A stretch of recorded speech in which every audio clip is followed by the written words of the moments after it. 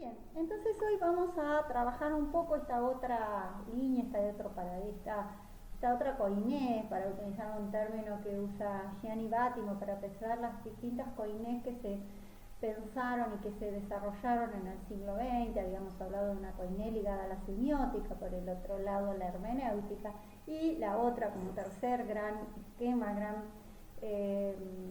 gran posibilidad de apertura, de análisis y de lectura de obras y de interpretación, en este sentido de lectura irrespetuosa que proponía Barthes,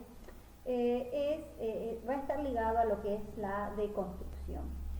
Nosotros vamos a tomar este texto, que es un ensayo que se llama La deconstrucción de la expresión, que pertenece a un texto que se llama Ensayo sobre el posmodernismo, escribe Fredrik Jameson, y el texto en el que se publica en castellano es un texto que fue editado y prologado por Eduardo Brunner, que es un filósofo argentino, ¿no?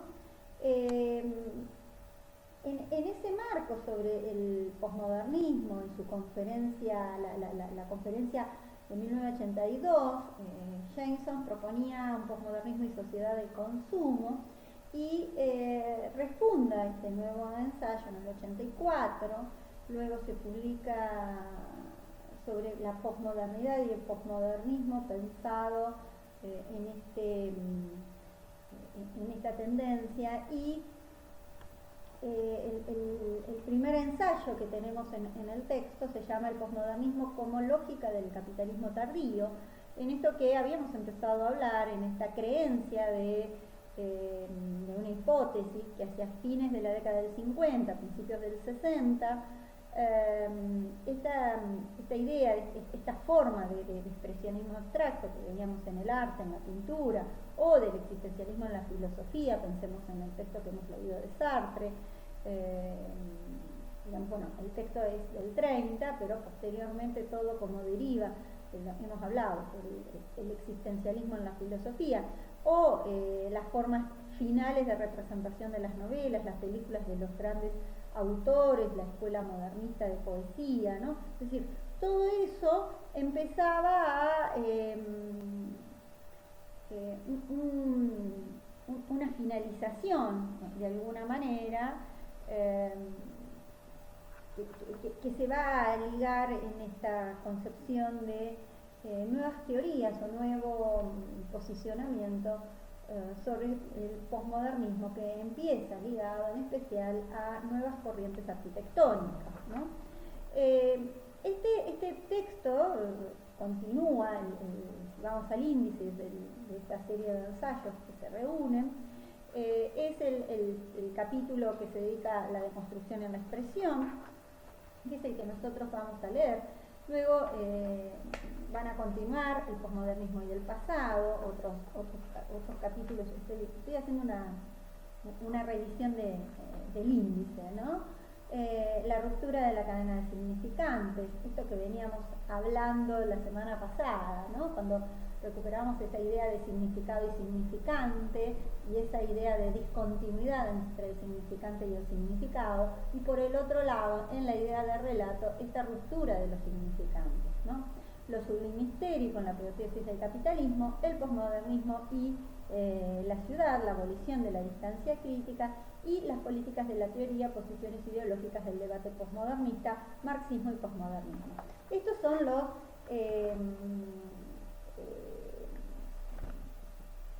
distintos textos, distintos ensayos, perdón, que están reunidos en este texto.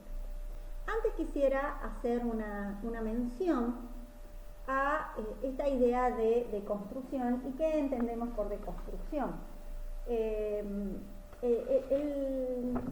El texto comienza con esta idea de los zapatos campesinos, y recupera una obra que ya ha sido analizada y que la hemos visto en su análisis por parte de Heidegger, que son los zapatos que pintara Van Gogh, pero que él va a retomar, ¿no?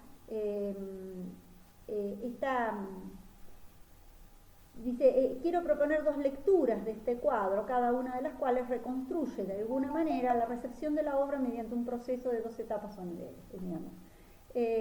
Lo que les invito es a que puedan tomar en cuenta esto que veníamos hablando de cómo se modifica la recepción, cómo se modifica la lectura, que lo hemos hablado con el texto de Barthes, que lo hemos hablado con el texto de Eco, ¿no? Es decir, este rol activo del espectador, pero ya ahora, ¿no? Esta idea de reconstruir, ¿no? La situación inicial en la que emerge la obra terminada, ¿no? Entonces, esta reconstrucción, por un lado, hermenéutica, que era la que había propuesto Heidegger en su lectura, y acá aparece otra posibilidad de lectura. Van a ver que hay un intertexto que las vincula a la lectura que hemos hecho allá de Heidegger, y por el otro lado, la otra obra que remite y que cita la obra de Van Gogh, que es la obra de Andy Warhol, que es Zapatos de polvo de diamante, ¿no?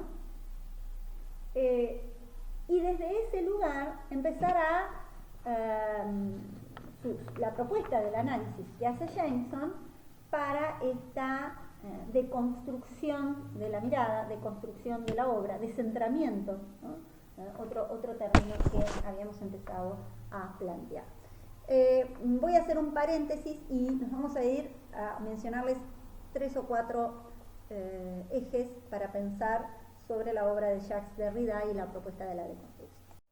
Jacques Derrida es quizás uno de los filósofos contemporáneos, fallece en el 2004, fue filósofo y profesor de la École Normale Supérieure de París, perdón. Aprovecha toda esta radicalización de la lingüística estructural que se venía dando por parte de Benveniste y también por parte de Foucault, desde estas posiciones ligadas al postestructuralismo que decíamos, y parte, ¿no? de los mismos términos que el estructuralismo, ¿no? Para el cual, podríamos decir, el lenguaje va a estar marcado por una bivalencia fundamental que está ligada al signo lingüístico, ¿no? Según la lógica estructuralista, el signo estaba compuesto, ¿se acuerdan?, de esta relación, este emparejamiento entre el significado y el significante, ¿no? El referente, el concepto, ¿no? Y por el otro lado, el que prevalece sobre la forma material del significante, por ejemplo, ante un referente, como gato, ¿no? Por el otro lado la idea de gato, pero aparecen las letras de gato, ¿no?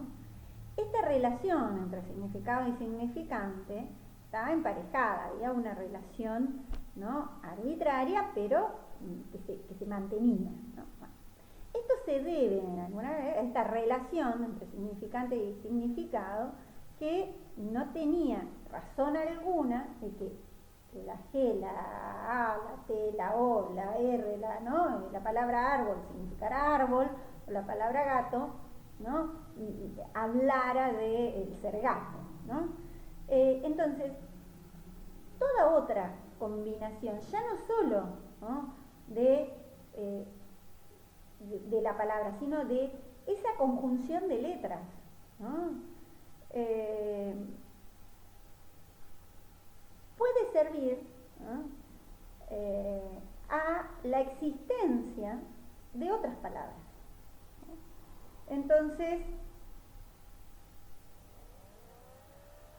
a partir de, por eso yo les planteaba la otra vez, el juego que podemos establecer recuperando, ¿no?, ya no esta relación entre significante y significado, sino empezando a observar desigualdades, ¿no?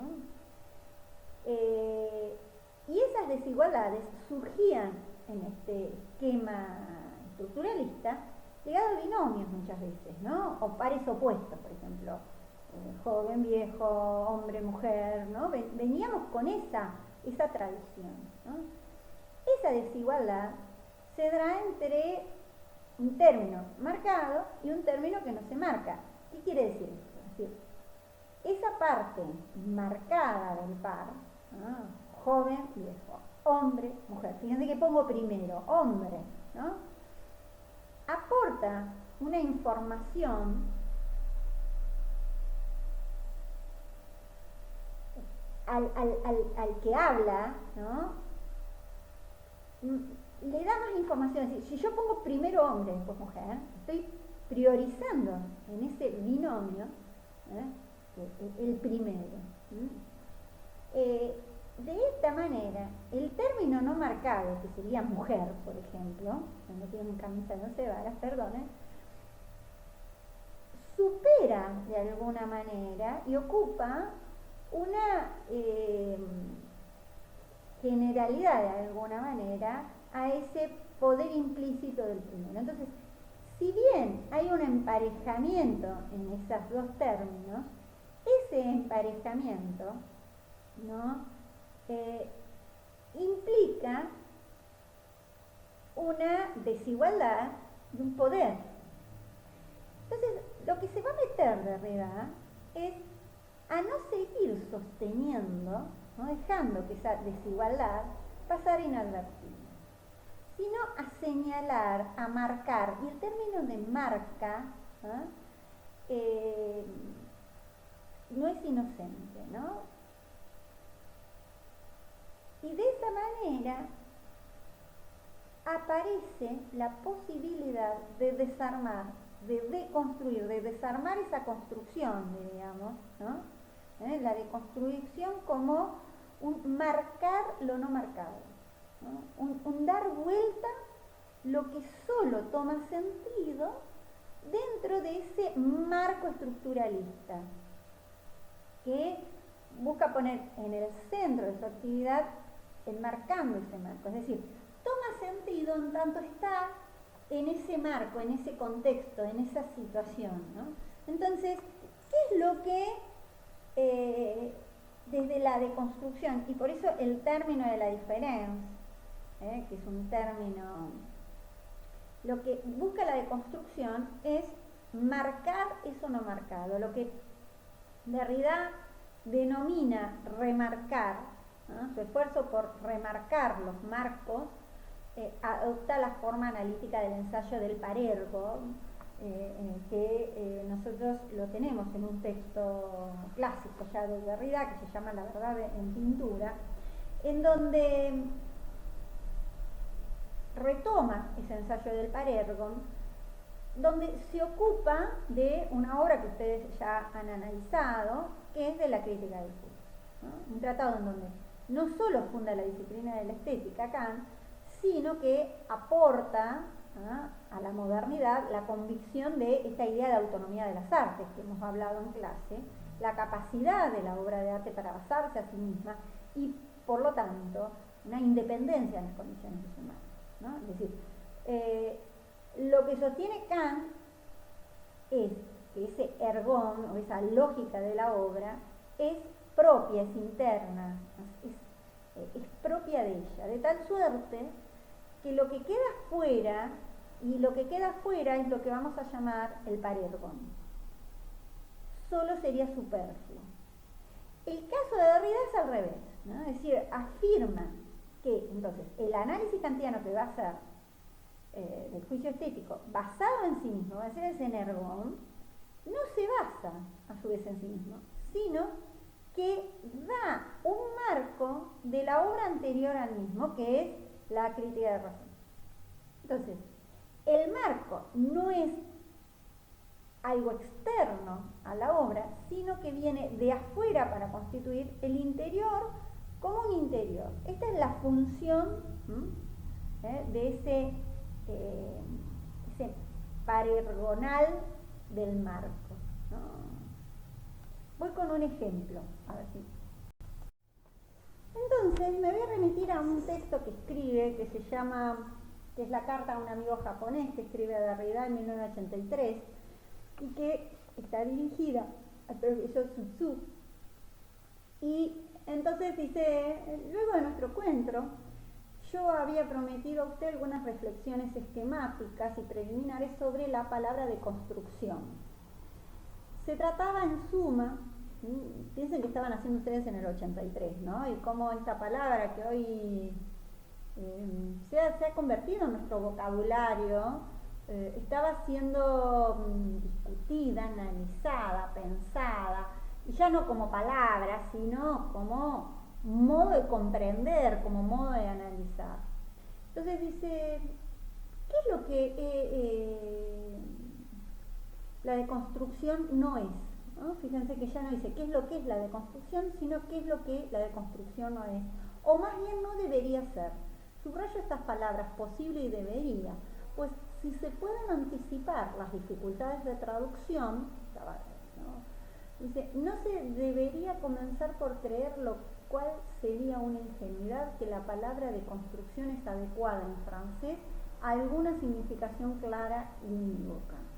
Ya hay en mi lengua, o sea, mi, y lo pone con comillas, un oscuro problema de traducción entre aquello a lo que se puede llegar aquí o allá con esa palabra y lo mismo, y el mismo uso, la fuente de esa palabra, ¿no? Entonces recupera un texto, que también es un texto clásico, en donde él desarrolla esta idea de construcción, que es el texto de la gramatología, en donde dice, bueno, en francés la deconstrucción implicaba demasiado visiblemente una aniquilación, una reducción negativa, más próxima a la demolición nietzscheana. ¿Se acuerdan que recuperamos ese texto de Deleuze que decía, Nietzsche hace filosofía martillazos? Bien. Eso es una frase que hace Deleuze y que retoma y que usa y que cita, lamentablemente sin ponerla entre comillas, como título de la obra de Ariel C. Casal. Y entonces dice, recupera el significado que tenía la palabra de construir, disociar las partes de un todo, de construir versos, convertirlos por supresión de la medida semejantes a la prosa, término de la gramática, ligado a un perder, me dice, estoy leyendo el texto,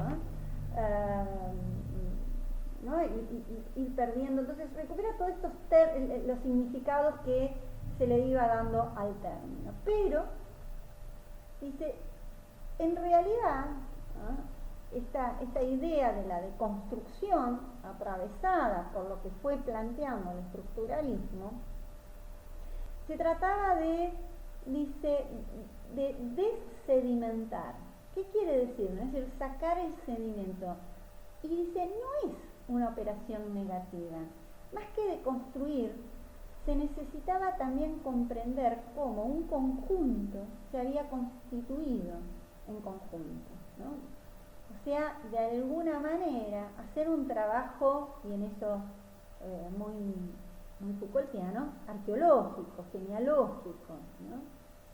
La deconstrucción no es ni un análisis ni una crítica, no es un análisis en particular porque desmontar una estructura no es una regresión hacia el elemento simple. No se trata, como en el caso de la hermenéutica, que era llegar a esa verdad última. Acá no desarma, no buscamos llegar a un sedimento, ¿no?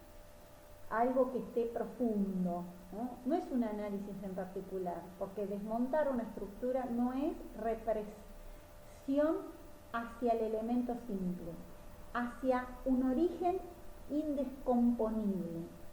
Esos valores, como el del análisis, son ellos mismos filosofemas sometidos a la deconstrucción.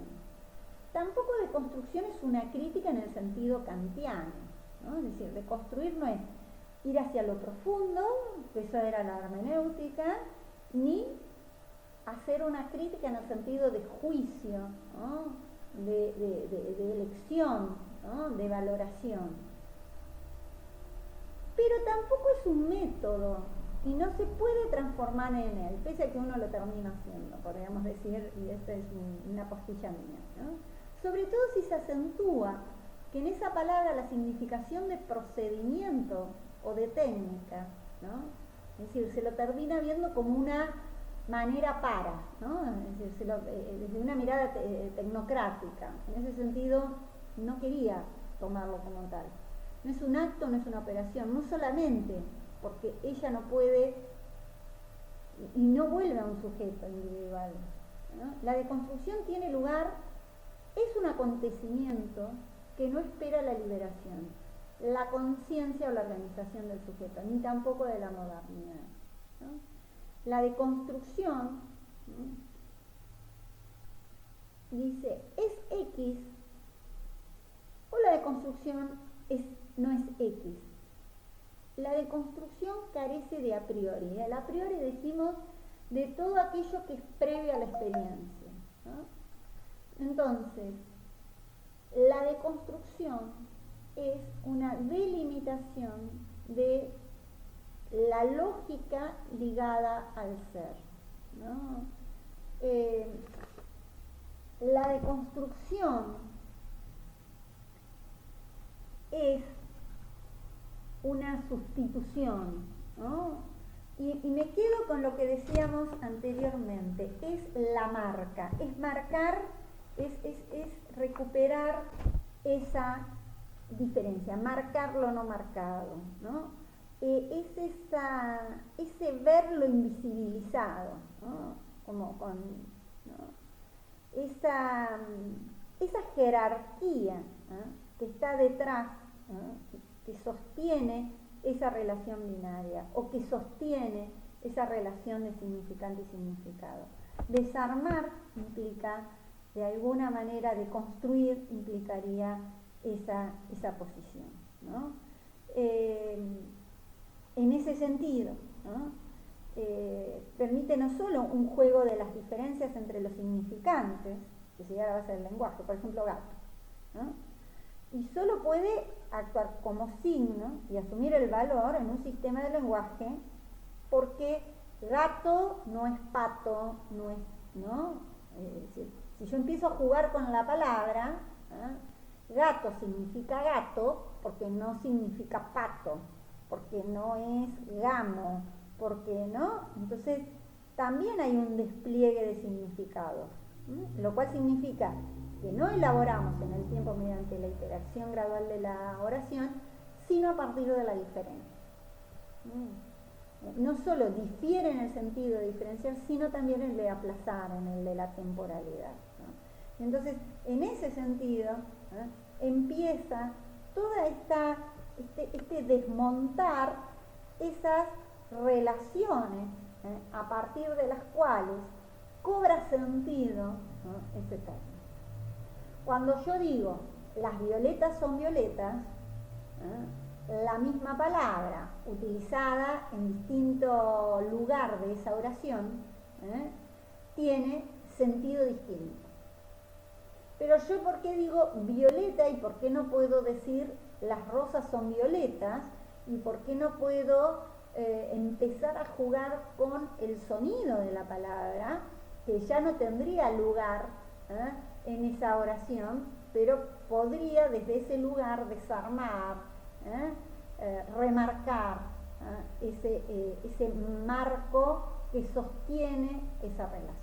Entonces, yendo al texto, lo que hace el texto es recuperar esta relación entre, por un lado, una lectura, que es la lectura que es propuesta por parte de la hermenéutica, como interpretación, para llegar a ese fondo, para llegar a esa verdad, ¿no? Y acá viene bien para repasar el texto de Heidegger.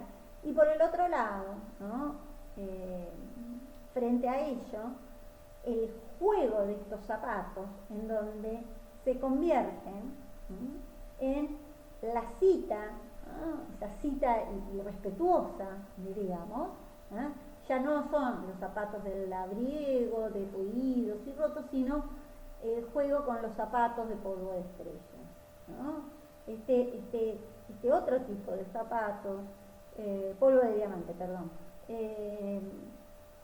y que ya no interpelan en función de lo que fueron los zapatos, sino que aparece, rompe esa estética y allí aparece la crítica o la visión en donde él observa esta relación entre modernismo y posmodernismo, ¿no?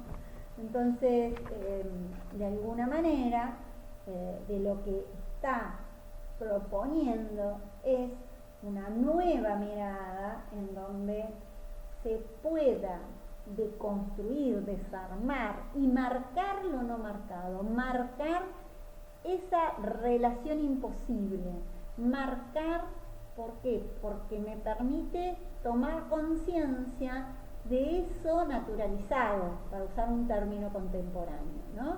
Hay un desplazamiento, ¿no?, de esa relación alienada. Y en ese sentido es que lo recupera Jameson a esta idea de construir la expresión.